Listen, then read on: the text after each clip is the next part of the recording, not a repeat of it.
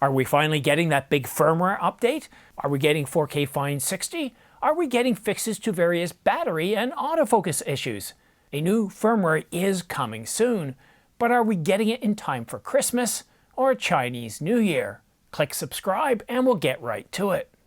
Hi, I'm Simon. I love to scan the news and rumor sites and all the patent applications and pro forums so you don't have to, freeing up more time in your busy life, giving you more time to watch videos like this. It is time to talk about a firmware update for the Canon EOS R5 Mark II. Now last year, a certain online rumor site, you know the one, you know which one I'm talking about, said that Canon would be releasing a major firmware update for the Canon EOS R5 Mark II, giving us some real good new capabilities, giving us 4K 60 Fine and OpenGate, to name just a few. But that didn't happen, and it's been, well, over a year now. However, we can access 4TB CF Express cards thanks to firmware 1.1.1, and we can also access more modes with the old LP E6NH batteries with firmware 1.0.1. And our cameras are more reliable thanks to about 6 firmware updates since August of 2024 when the R5 Mark II started shipping. And thank you, Canon. It's very much appreciated keeping the camera current and working on fixing various bugs and also delivering, well, enhanced capabilities. However, I know what the rest of you are thinking. What about enhancements that Canon rumors said are coming? Well, Canon has actually never gone on record offering new capabilities for the R5 Mark II in any sort of statement at, well, any trade show. The Canon EOS R5 Mark II is an important Canon camera, so we can expect at least 6 more firmware updates to arrive before Canon refreshes the 5 series sometime in 2028. All those promises of enhanced capabilities, they don't come from Canon, they come from Canon rumors. And today, well, they had an update. I've been told that a firmware announcement is tentatively scheduled for February ahead of CP+. And it looks like it's going to be announced before it's available for download. So it's just another service update, right? Well, Canon rumors had this to say. It's pretty much impossible to know which features are coming. However, now one thing is important to note. If Canon is going to announce the firmware update ahead of the actual firmware update being dropped, released, available for download, well then that tells me that Canon does have something big planned. They're not just going to say, hey, look at our new firmware 1.3. It fixes various issues and adds support for this lens. They're not going to do that. It's got to be something big. And if we look to the Canon EOS R5 Mark I, well, they announced 4 things. One of them was 120 frames per second in 1080, I believe, Canon Log 3, and a few other items. It was a pretty big deal. Getting Canon Log 3 was a huge deal for the Mark I. I didn't like Canon Log 1. It wasn't. I just found it frustrating to grade. So it's all speculation. Canon rumors has just said they don't know what's coming in future firmware updates. So basically, let's wipe the slate completely clean. Now, what happened with last year's major firmware update? Well, look, guys, I've been covering the camera industry for at least 6 years now with this channel, and when it comes to sources, there comes across your desk some very reliable sources and others not so much. And sometimes when you're presented with information, it appears to be, well, pretty solid, pretty credible.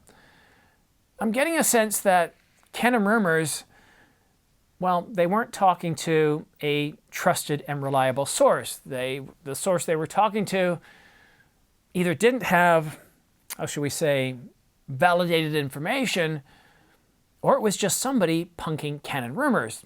And it happens. Very early on in this camera channel, somebody reached out to me and boy, did they sound like they had the goods. And this person was smart too.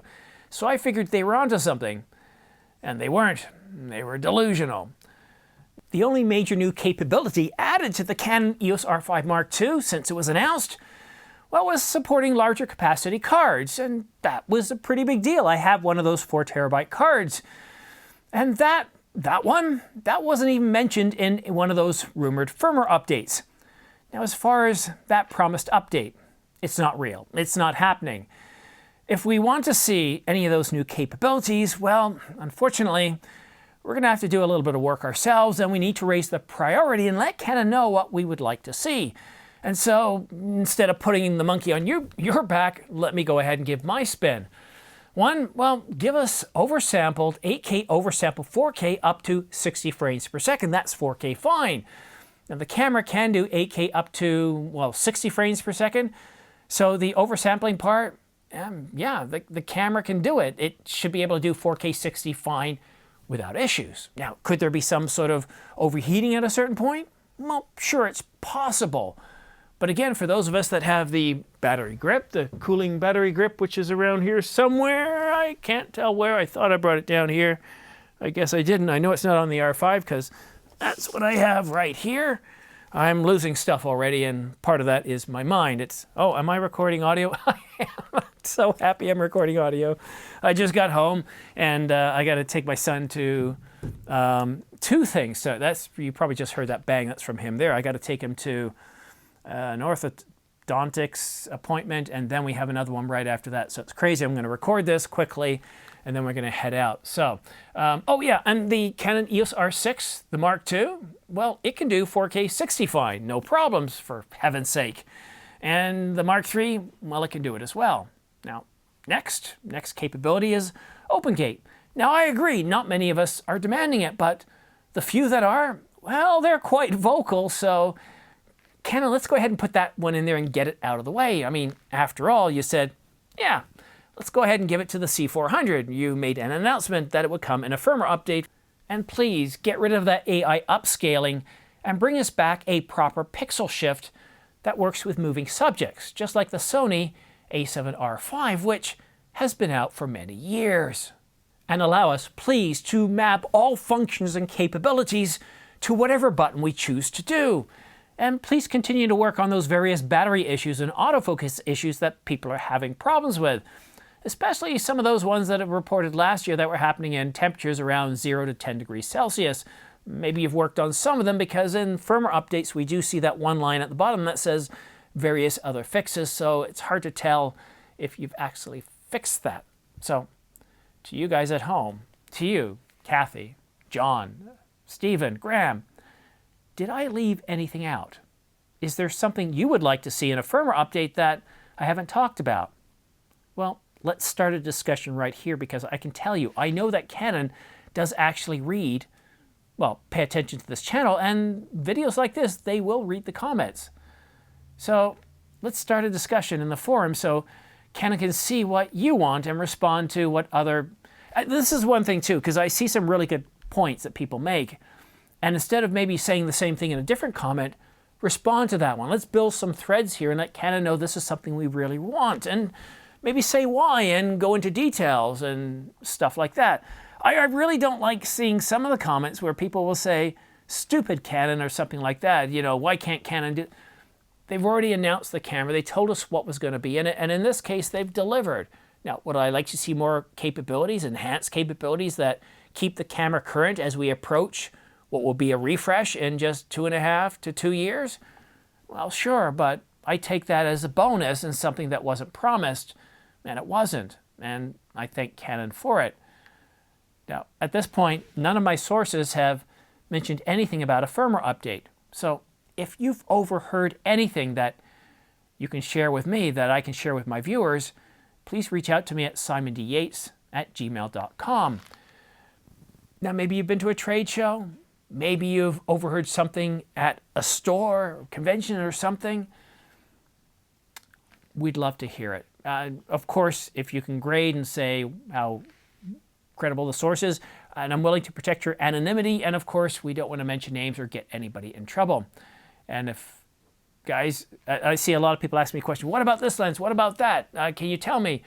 Well, as soon as I know something, I'll share it with you in a video. And I do have a video coming out about a lens roadmap for 2026, and I'm doing more work on that. But before you go, a reminder that right now, up until about Christmas to New Year's, we have some of the best deals that I've seen since last Christmas, and some are even better. So I'll give you a taste of some of them. These are absolutely the best deals I've seen in a long time, and we're talking about better prices than we saw before the prices went up mid-year. The Nikon Z8 is $24.96, the Z9 $51.96, the Canon EOS R5 is $25.99, the R5c $29.99, the lowest price ever for both of those two cameras, and the Sony A7 R5, best price ever. Look at that, $32.99, and the A7 IV is $19.98. Looking at Panasonic, the GH7 down to $17.97 with the S5 Mark II and their brand new Phase Detect autofocus system, that's $14.97. And please use my affiliate links down below. I have links to B&H and Adorama in the United States, Wex Photo and Video in the United Kingdom, and Photocog in Europe. And like I said, these are just some of the best deals right now.